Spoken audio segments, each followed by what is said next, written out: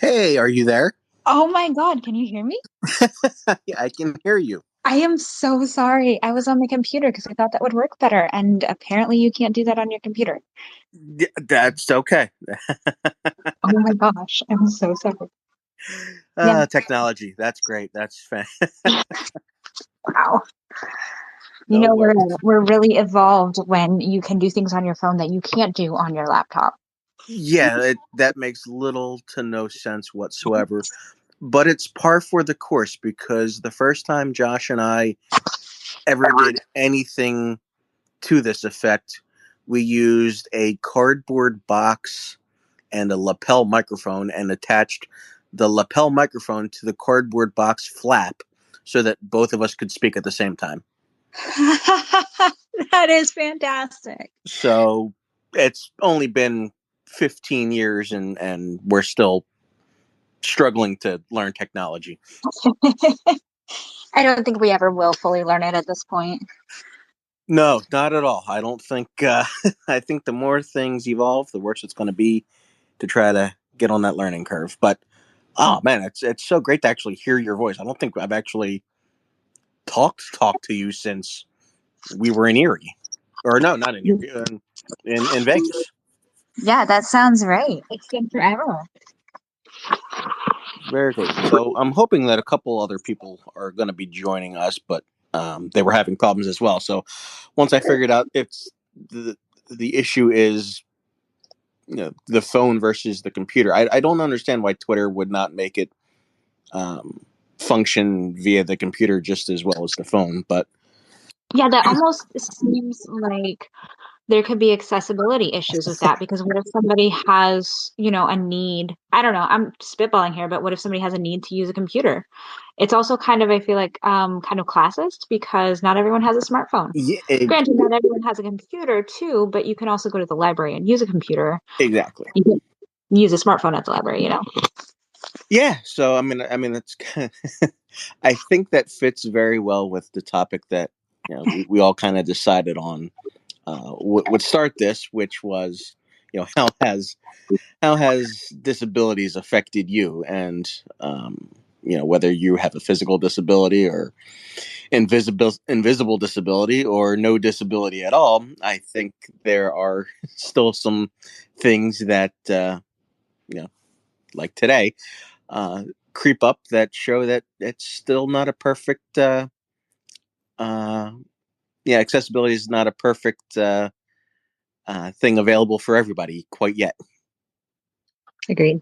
Uh, so this may just be a tribute to Josh at this point. I don't know. Um, just kind of wanted to, see where everybody was, and um, yeah, just kind of reintroduce everybody. Like it's been such a long time since Josh and I did, a podcast, and with his passing and what was it, April now? Hmm. Yeah, Yeah, it's been challenging for me to kind of keep the torch burning, so to speak. But you really kind of latched on to that, and it kind of motivated me to keep this thing going, just because of you, how much interest you had in learning about accessibility issues from a non-disabled standpoint. well, I appreciate that. I think, um, it was really Josh who first opened my eyes to, looking at life through the perspective of somebody who has physical disabilities. Because, like you said, I don't have any physical disabilities. And suddenly realizing that, I have some privileges in living in a world that is made for me. And my world is not made for everybody. I live in a two-story townhome with a basement. It's in no way accessible. Little things like that, you start noticing just how inaccessible some things are. And then like, maybe it doesn't affect me personally, but I realize how it affects other people. And so I'm still working on that. And I really appreciate all of the help and patience that you've shown me, just, trying to kind of unlearn all of my kind of built-in biases Right. because of my own experiences, and sharing your experiences has been really helpful. And I really appreciate it. Yeah, no, it's funny because one thing that's stood out to me again, this was kind of I think the anniversary of when we were all together in Erie and Yes. just trying to get Josh up those steps. Yeah. Yeah. He bitched about those steps so much. And I mean, he had every right to. Um, but he always climbed them anyway. Yeah, and that's kind of what you're forced to do. I don't want to say forced to do, but you can you can either bitch about it or you can go up the steps, and he always managed in a world that wasn't built for him, always managed to find a way to make it work. Yes. And that's no fault of your own. Like it's not like you put the steps there. Like No, but it's much easier for me to find a place to live because I don't have to think about whether or not a place is physically accessible either. right, So, right. it's again just showing kind of that privilege. Not that I asked for it, but I absolutely benefit from, again, living in a world that's made for me. Yeah, and I mean, you know, to be perfectly honest, I being on crutches, it is a weird middle ground because I'm not fully disabled, but I'm not fully able-bodied either. Yeah, you're like kind of like Schrodinger's cat, I feel like. Yeah, I'm like a pseudo gimp. I'm just kind of I'm not fully one thing or the other. I'm just this weird in between thing. And Right. growing up, I lived in a 2-story home. My bedroom was on the second floor. Like there was nothing accessibly accommodated for me Right. growing up, and that was just pure doctors telling my parents, well, don't coddle him, don't make anything easier for him. He's got to learn how to how to navigate this world. And so I think they took that to Mm. maybe one extreme. Um, then that's it. Yeah. But it is it's I didn't know any different. So um, you know, to me it was just like, okay, well, bedroom's upstairs. That's where that's where I go. Right. But yeah, it's just it's an interesting, and I tell people this almost daily. When you have a disability, you're always thinking about it. There's never, at least in my experience, there's never a moment when you're not thinking, okay, how am I going to navigate this venue, this building? Is this restaurant accessible? What kind of tables are there? Like, is there space to navigate a wheelchair? Are the restrooms accessible? I can't tell you how many times, Josh and I would go out and they wouldn't have like an accessible stall. Like it's just Right. like this gringy, dungy, insert adjective here, just not accessible, not up to code, Hmm. hole in the wall place. And it's like, well, you know, what do you do in those situations? And for most people, that's not a concern for them. Right. Our biggest concern is, oh, gross. It's Yeah, yucky. it's yucky. I don't want Yeah. to go there, but for somebody that you know has a mobility impairment, it's they don't have a choice, and it's I I mean, not to be graphic or anything to that effect, but I remember when I first had Josh over when I was still living at home and in my parents' house. Again, it's a home that is not built for a wheelchair, so there was no getting him inside my my house. So, Hmm. you know, he had to go across the street into the field to do what he needed to do. Right. And me, I'm like, I feel so bad because, here I am inviting somebody into my home that I realize can't access it the way that they need to. Right. And, I'm sure, the same for you. Like when we were visiting, it's like, well, man, it's you figure out how to make it work. And, we all did, and we all had a great time, and it was a great night, and one that will forever stand out to me. But you think, like, in the moment, like, all right, well, this is a challenge. How am I going to figure it out? Right, right. And as the host, you're going, "Ugh, I feel so bad. Yeah, Like, but what else can you do? yeah, and it's one of those things where you don't know until you're presented with that situation. Like, I'm sure, um, I'm interested to find out, like, from your perspective, what things you like, what makes itself present and visible to you now, like, in your observations. Because I know you had mentioned something to me about, I guess, housing, and how housing isn't really accessible. And yeah, so just kind of, from your perspective, what are things that maybe you're becoming more privy to, as far as Yeah. what challenges might be out there. Well, and one of the one of the first things I remember messaging Josh after we moved right before Pennsylvania shut down for COVID back in 2020. And I remember telling him, I'm so excited because you can get into this house. Like there's a main level, ground level, and I was like, You're gonna have like once like you can come in the back door if the ground like the backyard isn't too soggy or anything, Hmm. and you'll just have like one bump up, or if you come in the front, you're gonna have like two things you're gonna have to kind of navigate, two small steps, one up to the like front patio, but and one to get inside the door. But like compared to the 17 steps I had out front at the old place, it's Right. nothing. Hmm. Um, so unfortunately, he never got to visit our Right. place now, but it was such a I don't know, like such a matter of pride for me that I had Hmm. a place that he could more comfortably visit. Right. And he wouldn't have to, scoot up the steps backwards or anything. Like I was just so excited for that.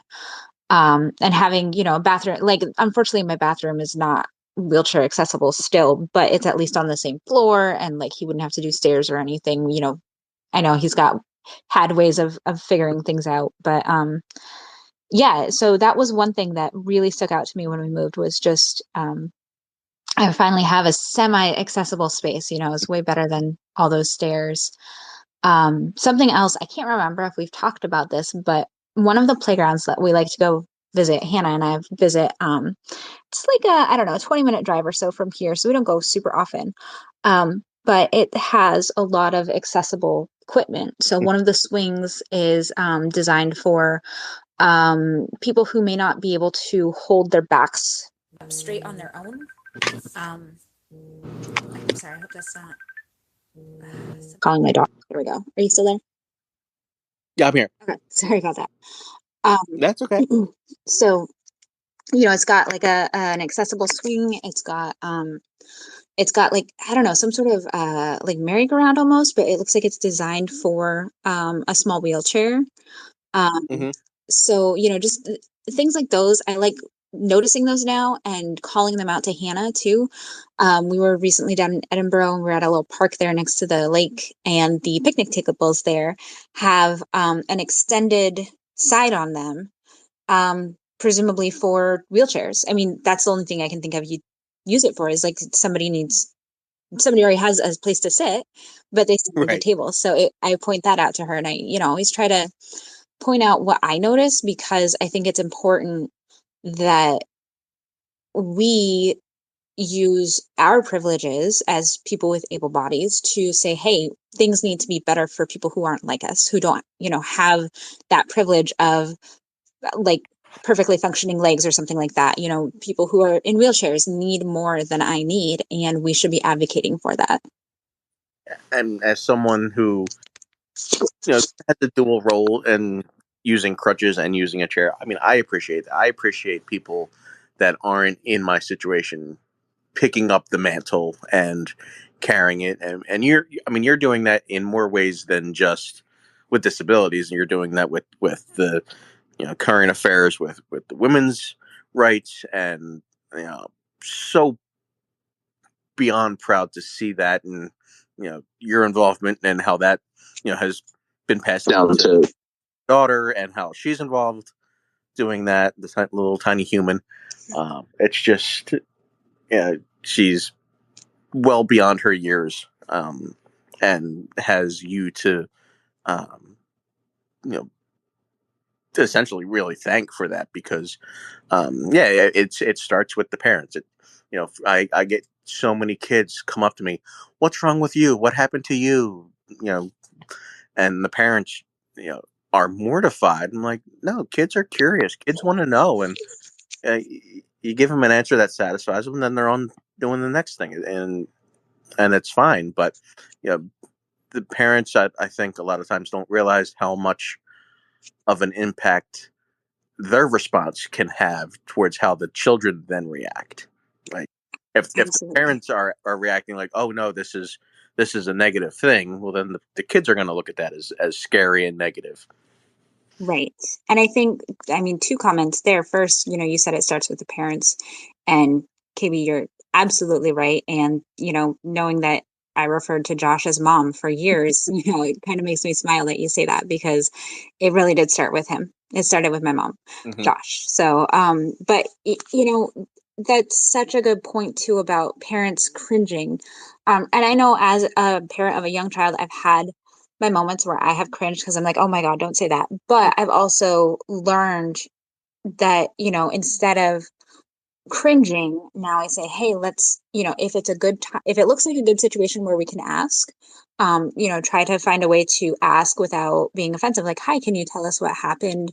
Or something like that. Or maybe if it's not a good place to ask, I'll just try to explain it as best as I can observe. Like, Hmm. even so, there was a kid, this is a little bit different. There was a kid at her summer camp, and Hannah was saying, Mom, this kid, I'm going to call him Steve. This kid, Steve, is just so annoying and he's so loud all the time. And I said, honey, I think that Steve maybe has a brain that works different than ours. I'm thinking he's like high functioning autism, maybe. Okay. Um, I'm not sure again, but that's just based on what I've observed. And so I kind of said, so his brain works differently. He's perceiving things differently than you are, differently than what I perceive.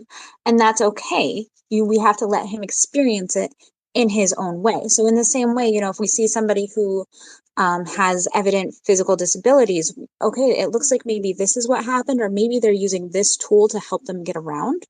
And this is why. And that's okay. They are still just as important as we are. They are still completely, whole people on their own, and they deserve all of the rights and all of the empathy and all of the um, fairness and equality that we can give them. Yeah, and that's, I mean, you hit the nail on the head. The fairness and equality. It's, you know, one of my pet peeves is, you know, the term special needs or special education, and it's to me, and I don't know how you feel about this, and I'm interested on your thoughts. I don't look at those as special needs. Those are just human needs, and they may be different in the sense of, okay, you may need an adaptive device in order to do something that somebody else without a disability can do, but that doesn't make it special. That just makes it different. Right. Yeah, I completely agree. The word special gives it kind of this oh, what's the word I want? Like stigma. Yes. And as a result, I think that, I think that the able-bodied group has dealt with that stigma for generations. And as a result, there's that like almost generational embarrassment that, oh my God, don't ask them any questions. And we don't talk about people who have mental health issues, people who have physical disabilities. And as a result, this this group of people who are just the same as me, except that maybe, they need a wheelchair, um, they are suddenly seen as a completely different class of person. And we see that even in our society with the way that people with disabilities can be paid less than minimum wage and things like that. And so it's been going on. I don't know how long it's been going on, but that's just the way I see it, knowing how I was raised, seeing how my grandparents were. Um, there's something happened at some point. Maybe it's been going on for centuries, but people with that horrible term special needs have now been declassified as full human beings, and they're less than. Yes. And I hate that. And I think what's important is, that we continue using the language like people with physical disabilities, because they're people first. You're a person first. I'm a person first. And then everything else is just kind of added on. Like I'm a person with some mental health issues. You're a person with some physical disabilities. You're a person. And that's what we should see the world as people, not special needs or disabled. Yeah. I could not have said it any better than it really is. Just, you know, I mean, there has been a push to modify the language of people first, and you're not a disabled person, you're a person with a disability, or you're um, a person in a wheelchair, you're not a wheelchair user, or whatever the situation is. And yeah, I think, I mean, I'm surprised Josh and I haven't been canceled just because of the word cripple.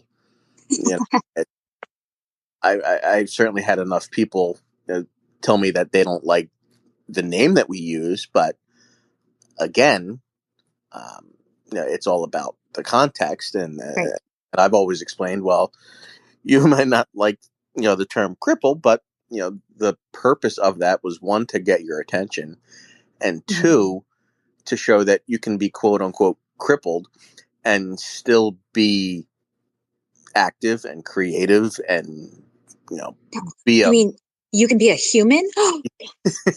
yes, you can be human and um, be a contributing member of society. And, I think going off what you said about being a contributing member of society, like I feel like, especially in our society, that's part of why people with disabilities get such a hard time, is because people's value in the society, and forgive me if I'm going down a rabbit hole and feel free to tell me to stop, but people in our society um, are treated, their value is equivalent to what they produce. Yes. Right. So I produce X amount at work, and, I'm a full-time mom and I just finished school. And so people may see me as high value, but the fact is, somebody who maybe can't work because they have a physical disability or a crippling mental health issue, they still have just as much value. It's just in a different way. And the fact that we tend to place so much value only on what is produced that other people benefit from, that's tangible, is, I think, really the downfall of our society. We've gone and kind of capitalized on people to the point that we are currency. And so the more I give back to society, the more currency I'm worth, in a sense. And so people who, can't work a full 40 hours a week because they have any sort of issue, or they have a person at home they have to take care of, they're seen as less valuable Yes. because they're not producing something tangible for society. Even though, what we're doing right now, this may not produce anything tangible for society, but I would say it's a great conversation. And we're both, like, our conversations, we always learn so much from one another. Maybe that's not something tangible that we can hold in our hands, but there's so much growth and value to our conversations. So I don't know, like, bringing it back though, I think that the devaluing of humans by linking production to their worth is really one of the core issues with the the struggle to change the society's view and their perception of people with disabilities. Yes, I could not agree more with that. And to touch on that, I I know you've been supporting this endeavor that Josh and I started for quite a while, and aware of are aware of all the things that I post out from a news standpoint. I try to share as much um, newsworthy information as far as it relates to the disability community. And I'm sure you've probably seen things that I've posted about, sheltered workshops and how they're designed to give people with disabilities a chance to work and still kind of keep their benefits, because if you're disabled, you can't have over a certain number.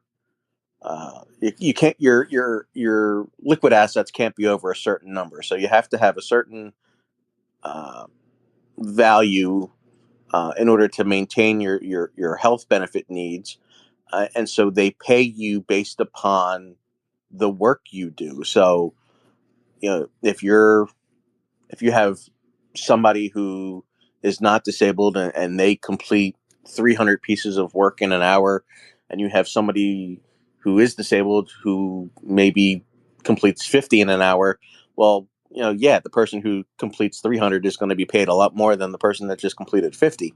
And again, talking to the value point, we, in that sense, are devaluing people with disabilities. We're not giving them the incentive, um, to feel like they're actually contributing. It's almost like a backhanded compliment, so to speak. It's like, oh, here's an opportunity to work, but we're not going to pay you what the position really calls for. And I've had that happen myself. I've had employers to my face say, well, isn't there something in place where because you're disabled, I can pay you less? And I'm like, okay, well, I know where I'm not, interested in working now. Yeah. Yeah, and it's frustrating to me. So, I'm a manager. I don't have anybody with physical disabilities on my team right now. But, to me, people should be paid a living wage regardless. If Yes. I'm going to employ them for a significant amount of their waking time, then they should be paid enough to have, a relatively comfortable lifestyle. I'm not saying they're going to be eating lobster and steak every night, but you know, regardless of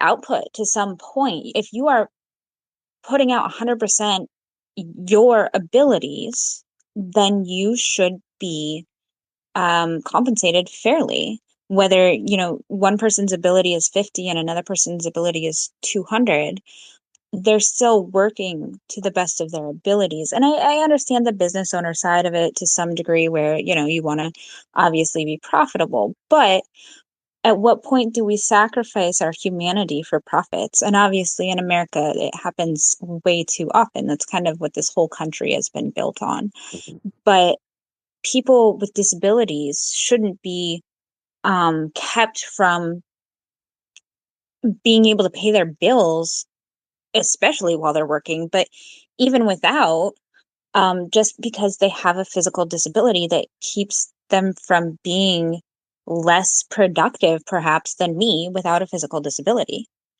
And I think that just the idea, and I remember Josh, he had some issues where he, I guess, had to go back and forth with like the disability, like payments and stuff, and things were so weird. And just the fact that, like, you said about having not too many assets or anything, and you can't make too much money or else you lose like your benefits from the state. That doesn't it again, just to me, it devalues humanity.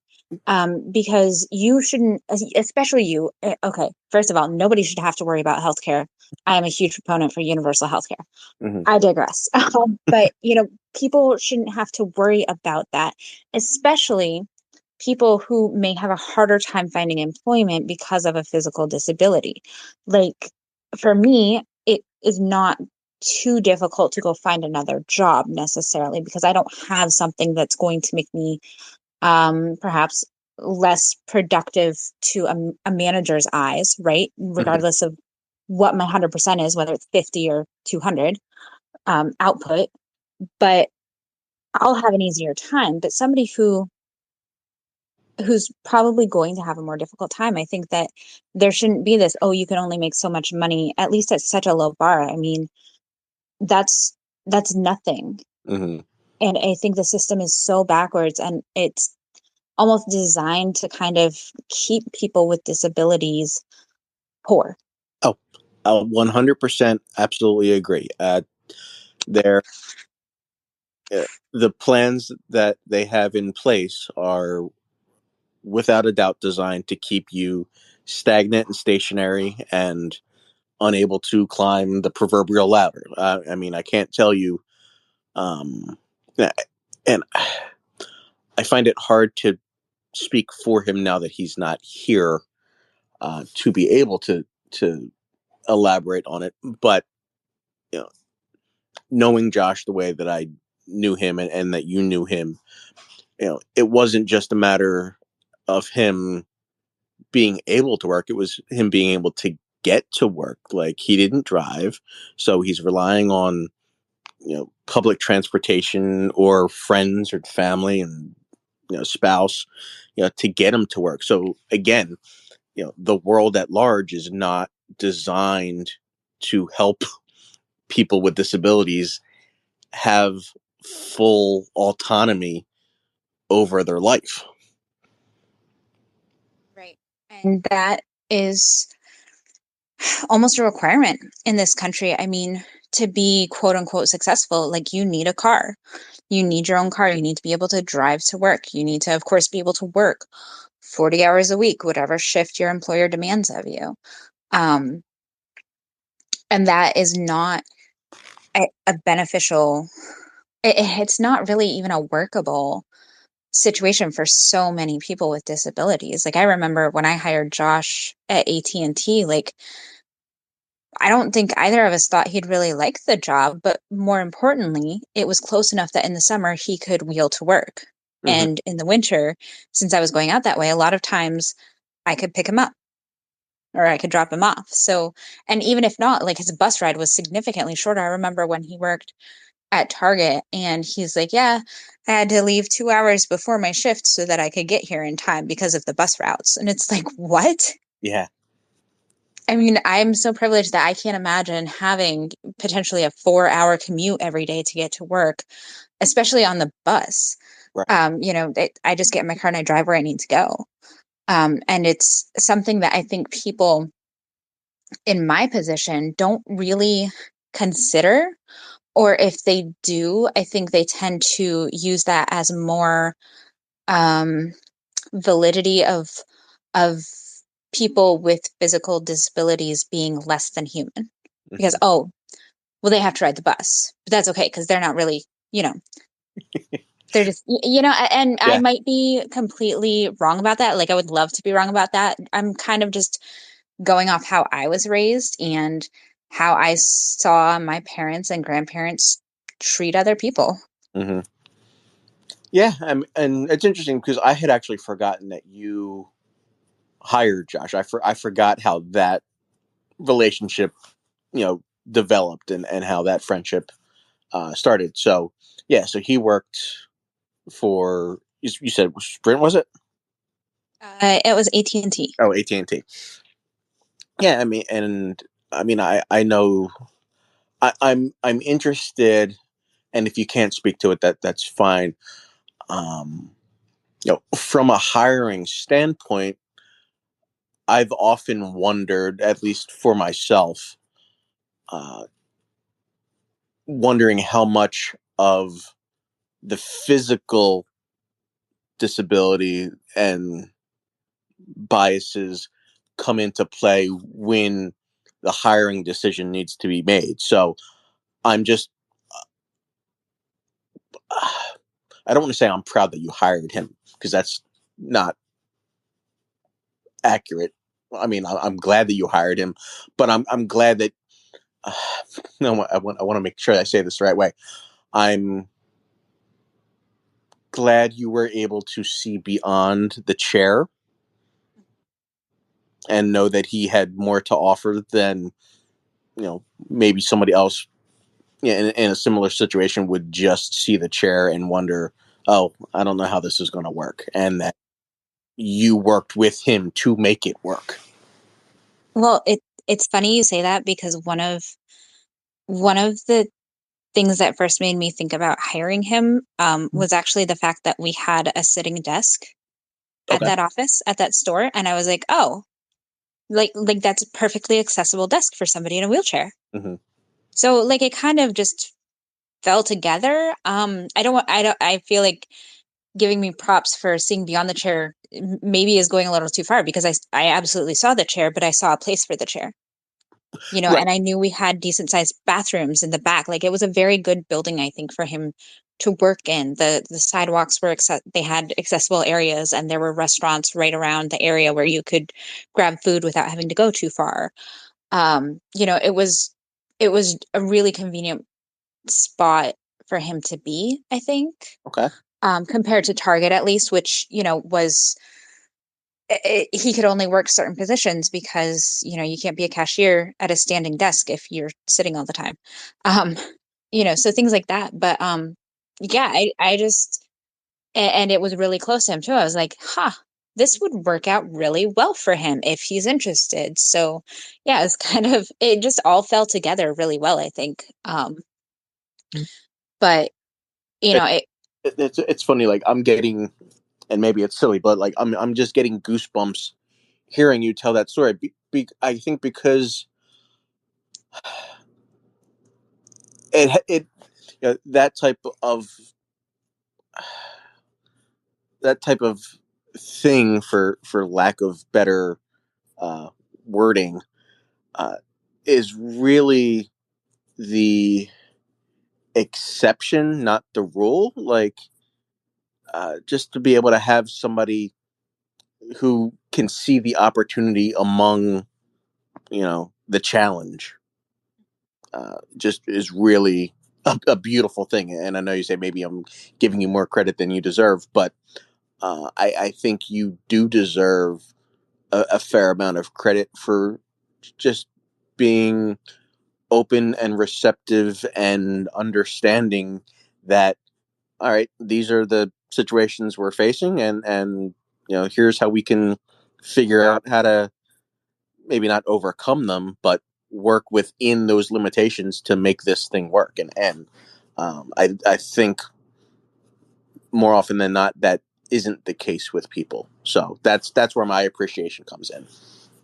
and I think you're right that a lot of people don't see it that way. I guess that's kind of just how I, like, especially at work. I'm still a manager, just not at AT&T anymore, but you know every everything is figure outable is something we say at work a lot. Hmm. And it's true. So whether it's a matter of needing something more accessible, or that you had something come up and you need to take time off, or everything's figure outable. And I think that if more people, especially people in my position, took the time to think that way, and to see the value that people provide regardless of any physical disabilities, that I think our society would be more enriched in a way. Because I mean, hiring Josh at AT&T is still one of the best decisions I ever made, and not for the store, but for me. And hopefully for him too, because like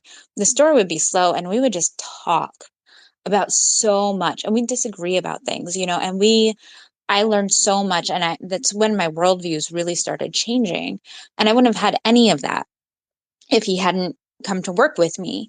And I benefited so much from him working at AT&T.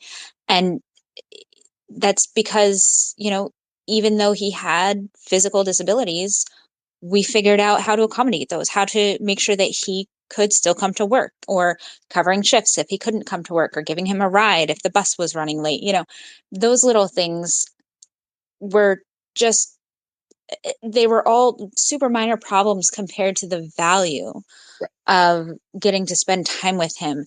And that's really coming back to, that value that people inherently have, regardless of their physical disabilities or mental health issues or anything else. And if people treated other people like they just have value, like right out the gate, you have value, then we as a society would be in such a better place because we wouldn't have those blinders on anymore that tell us, somebody else has a physical disability, so they can't be hired here, or, oh, they must um, be lazy and living off the government because they're in a wheelchair or something like that. We're Mm-hmm. so quick to judge and to see any blocker as being, a complete like no, instead of an opportunity to figure things out and problem solve. And it's disappointing to me.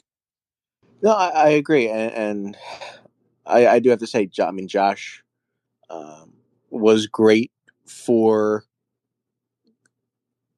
that type of conversation of things bigger than himself and the world at large, and getting you, not you specifically, I say you as the general, uh, but getting you to think outside of your societal norms and see things from another perspective, and get insight on things from a different source, and a different way. And I mean, it's provided so much value to me that I will forever take with me. And um, I know just in seeing the responses that uh, were attributed to him after his passing, uh, you and I are not alone in having been impacted by him. Yeah. And we talked sometimes, and it was always mind-boggling to me that I don't know that he ever realized how many people he truly affected for the better. And being somebody I don't know a lot of people in Josh's circle, but I feel like I can confidently say I'm one of the people that he probably affected the most. Not, saying I'm top, but probably like top 5, top 10. And just the value that he had, and not just had, but like he spread that value to other people. He didn't just say, "Oh, I have value." And probably that's part of where his, I don't want to say value in a bad way here, like, but like his value came from giving value to other people, to showing them that they had value and that he valued their relationships. And um he just, man, No, he's an I amazing person. yeah, no, I mean, I get it. I mean, I still go back because I'm a glutton for punishment, and I will still go back to his page and look at all the comments that were left. And the one thing that I take away is that every one of the people that had something to say, the emphasis was, he made them feel seen, feel heard, feel important, and like they were the they were the top number one, you know on the friends list. You know what I mean? It's just he made everybody feel like they mattered. And if we could all if we could all just do like a fifth of that, we'd be in a good place. I agree. The world really needs more Joshes. And like I said, I don't claim to know much of his social circle, but again, we probably know the same amount of people.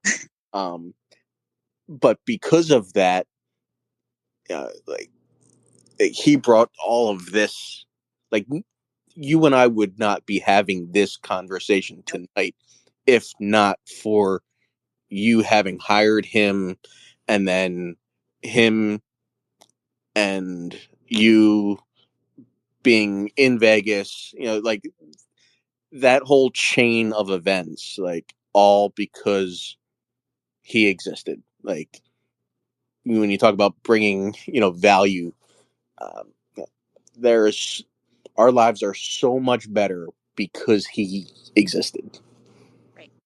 And if by doing this little podcast or Twitter space, um, can continue that, I'm I'm happy to do that. I know we're coming up on 8 o'clock, so I don't want to keep you very much longer. I do want to say that how much I appreciate your time and your speaking on some of these topics, and hopefully we can do this again Yeah. at some point. I don't know, schedules and things along those lines, but I have thoroughly enjoyed getting a chance to catch up with you more than just a Facebook message here and there.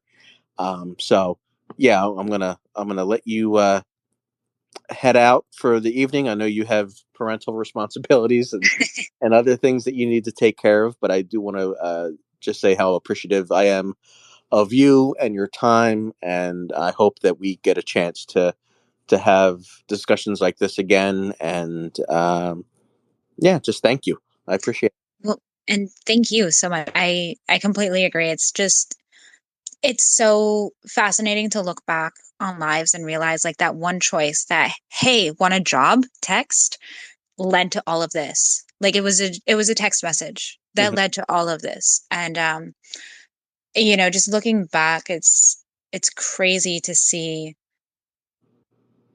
how everything has come together the way it has.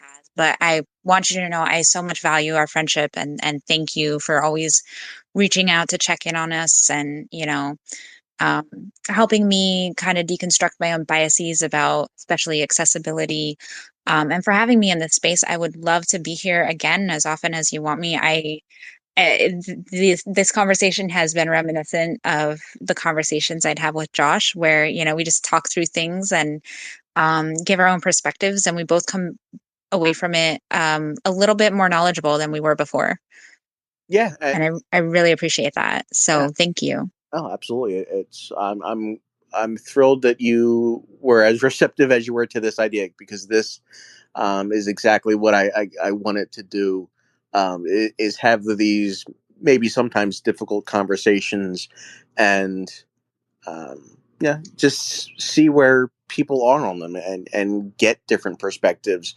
And I'll just speak real quick to one thing that Josh helped me with was um, being able to see another side of, you know, a circumstance, and not feel like, well, my opinion is the only opinion that's right here, and you can't make progress without being open minded in a conversation. So I really am appreciative of uh, us being in a space where it doesn't seem like a lot of people are, where they can have a conversation without arguing in disagreement.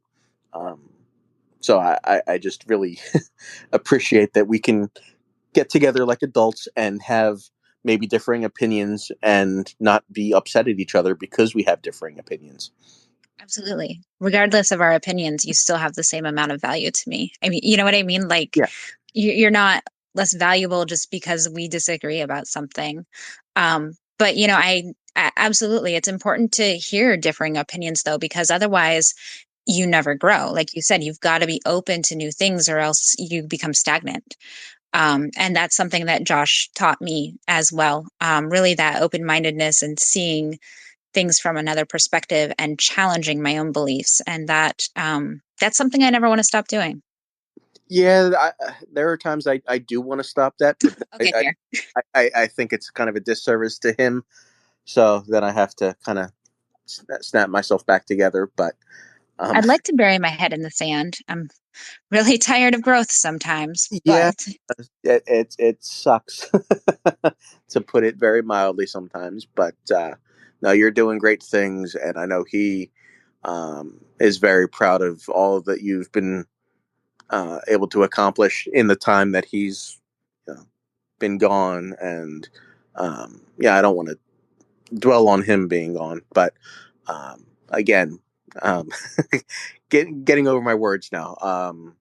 Yeah, it's been great to catch up, and I hope that we can do this again. And we'll touch base, I'm sure, after this ends, and figure out, another day and time maybe to do this. And looking forward to trying to get more people that were in Josh's circle to be involved, and continue this conversation, and other conversations involving the disability community. There's always something happening, and there's always new things and new laws being passed and what have you. So there's always going to be something to speak on as far as, you know, disabilities. So I look forward to continuing this conversation in whatever way it develops. And I thank you so much.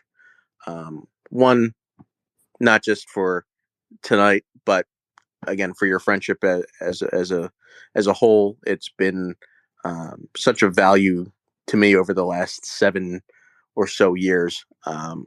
So it is very much appreciated, and I thank you. Likewise. Very much so. Sorry again for all the technical difficulties at the beginning, but it's a very good conversation and I appreciate it. Yeah, no. Now that we got it figured out, I think I think it, we go we forward go forward a little bit a little smoother. bit. Yes. Figured it out. We evolved.